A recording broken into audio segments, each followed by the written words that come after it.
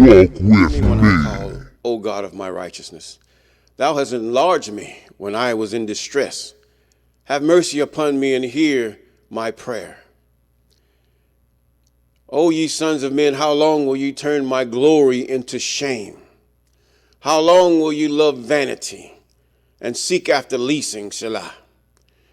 But know that the I Am hath set apart him that is godly for himself, and the I Am will hear when I call unto him. Stand in awe and sin not. Commune with your own heart upon your bed and be still, Selah. Offer the sacrifices of righteousness and put your trust in the I Am. There be many that says, who will show us any good? Sanini Nanini, lift thou up the light of thy countenance upon us. Thou hast put gladness in my heart, more than in the time that their corn and their wine increased. And I will both lay me down in peace and sleep, for the I Am only maketh me dwell in safety. Psalms chapter 4, verses 1 through 8. Deliver me from the hands of evil spirits who have sway over the thoughts of men's hearts, and let them not lead me astray from thee, my God.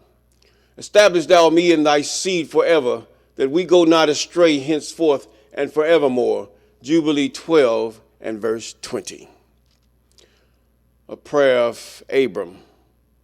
Jubilee chapter 12, verse 20. Yes. Good morning, good afternoon, good evening, those of you on YouTube, and we give God the glory and the praise for you. I'm Mr. Clay, and yes, we're walk with me in the book of Jubilees. Yes, the book of Jubilees is where we're walking. We're on tour of the book of Jubilees. This is our tour, okay?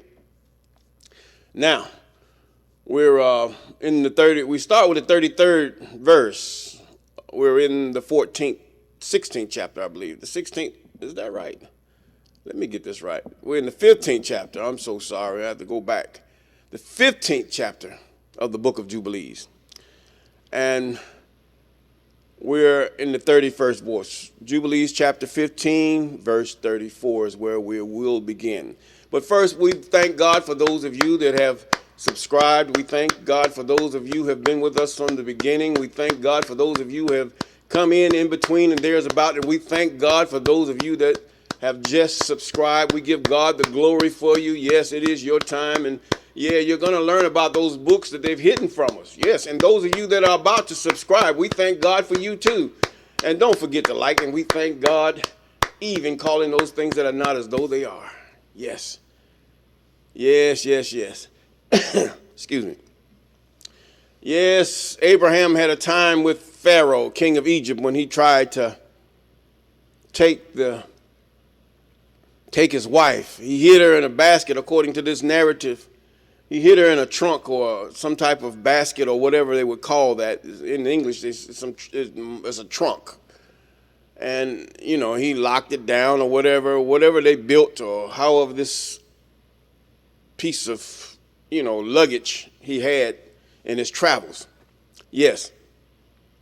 And he hid, as we note, that Sarah was most beautiful. Yes, Sarah was most beautiful. I mean, I cannot fathom the beauty of Sarah, but you see the beauty of all the daughters of Zion, how they are, throughout all, the world, beautiful daughters of Zion. Yes, beautiful daughters of even Sarah, or Noah's wife, was beautiful. Yes, we're all children of Noah, either way. But nevertheless, let us begin. Verse 34. And Abraham returned to the land of Canaan, to the place where he had made the altar, where he had first pitched his tent. And Lot, the son of Haran, Abram's brother, had heavy stock of cattle, flocks, and herds, and tents. For the I Am was bountiful to them on account of Abram. I mean, when you go with somebody that's blessed, you're going to be blessed. I ain't talking about these money preachers. you giving up your last rent payment and all these things. No. This person is going to put you in business. They're going to tell you how to prosper, or they're going to employ you one way or another. But either way, as Abraham prospered, those people that went with him prospered because God was with Abraham. Yes, or Abram. Yes, at this point. Now, verse 36. And when Abraham was dwelling in the land of the herdsmen of Lot quarreled with the herdsmen of Abraham, not knowing they are blessed because they're with Abraham. Or with Abram. They're not blessed because of Abram. For their property was too great for them to remain together in the land, and the land could not bear them on account of their cattle. Now, this is not because of those, many of us, we are in captivity, those who call ourselves by the name of Abram or Eve, Jacob. We're in captivity. Our prosperity, if we do those things which are right before the Most High, our prosperity will come. Doesn't mean you're going to be rich, but it means you will not lack anything. No, you will not lack at all. Now, the fact is that we think now the heathen, they're going to inherit those things. They have inherited, as we see, those who God had put the charge from Babylon all the way even up here to the whore of Revelation. They have prospered. Even the poorest is put up higher than even Jacob. So the fact is, you're going to have what you need, but that time is going to come, and God will draw you to himself and redeem you, because he has purposed it this way. In your patience, as it is said not only in the New Testament, but the Old, possess you your soul. Yes. And let's continue. He said, now, and Abraham said to Lot in verse 39, what is this that thou art doing to me, to make me despicable to the inhabitants of the land, that thou orderest thy herdsmen to feed thy cattle in the fields of other people? In other words, you don't do that. You respect people's property.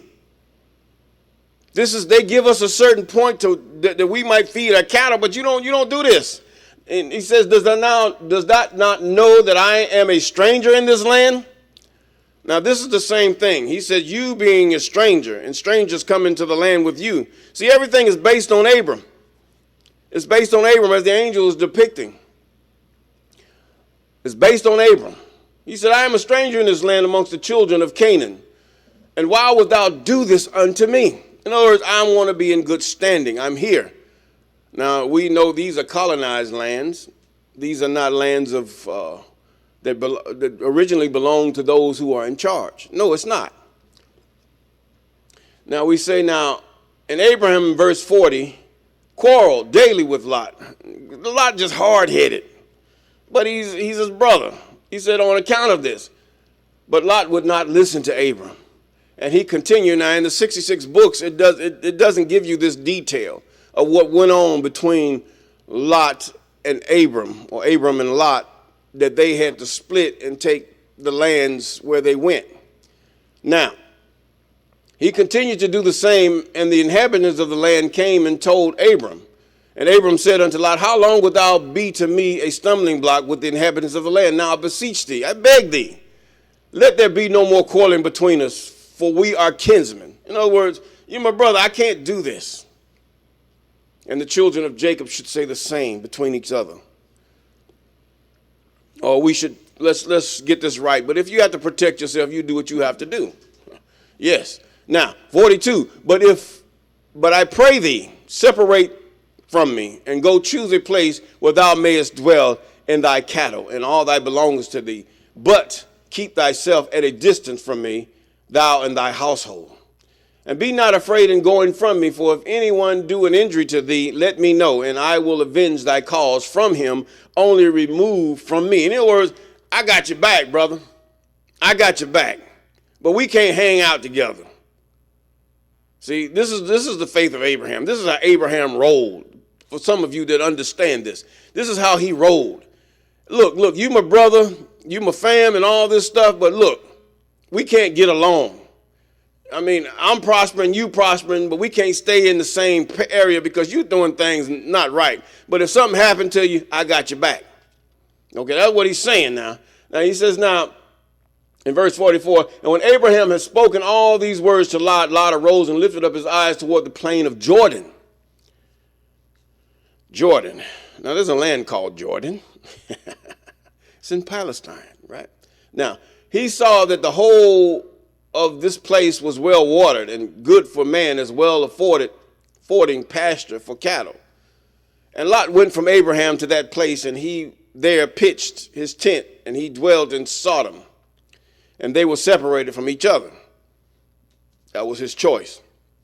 And Abraham dwelled in the plain of Mamre, which is in Hebron, and he pitched his tent there.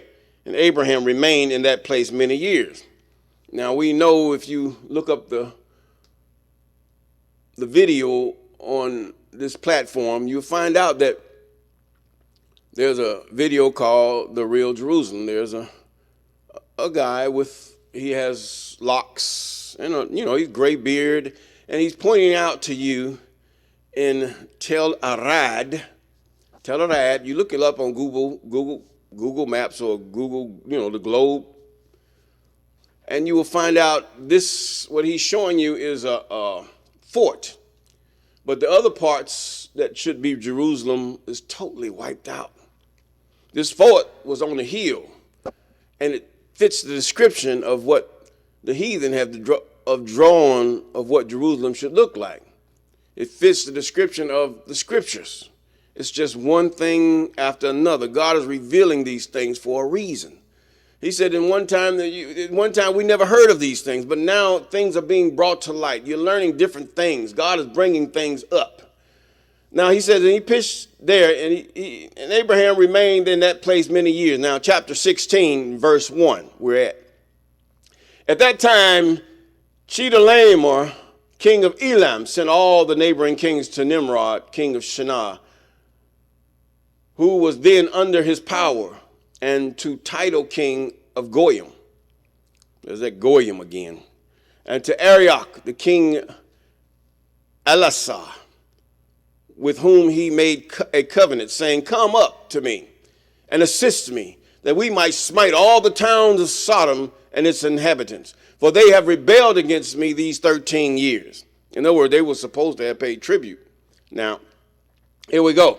Now, these four kings went up with all their camps, about the 800,000 men. You can imagine Noah being the father of all these people, being the grandfather of all these people. I mean, it wasn't too long before he died. But look at it. Look at the way the population just boomed. And then we say there was still room for many more. Still room, even to this day, because we die.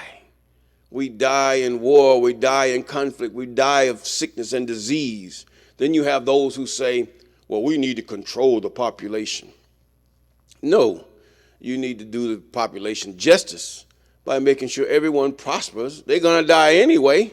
God is going to see to it that the things, and then some will never have children. Some will just be a barren couple. It's just this is God's domain. You cannot say, I'm going to let this one live and this one die, because then you have a bias, because you're going to choose those that look like you over them that don't look like you. Now, King Elisha, now he says now in verse 2 of chapter 16, and these four kings went up with all their camps, about 800,000 men. I mean, he's just guesstimating, and well, this is an angel, he should know. And they went as they were, and smote every man they found in their road. In other words, everything that looked like Sodom, they just they just killed them, or deleted them, however you want to put it. And the five kings of Sodom and Gomorrah, Shinab, and king of Admah, Shemeba, king of Zeboim, Bera, king of Sodom, Bersha, king of Gomorrah, and Bela, king of Zor, went out to meet them, and they all joined together in the valley of Siddim. All these 9 kings made war in the valley of Siddim, and the king of Sodom and Gomorrah was smitten before the kings of Elam. And the valley of Siddim was full of lime pits, and the kings of Elam pursued the kings of Sodom. Now, lime pits, you can make cement out of that. It's made from, part of it is from lime. Yes. Now, he says, now with their camps fled and fell into the lime pits, and all that remained were in the mountains for safety. And the 5 kings of Elam came after them and pursued them to the gates of Sodom. And they took all that were in Sodom. And they plundered all the cities of Sodom and Gomorrah.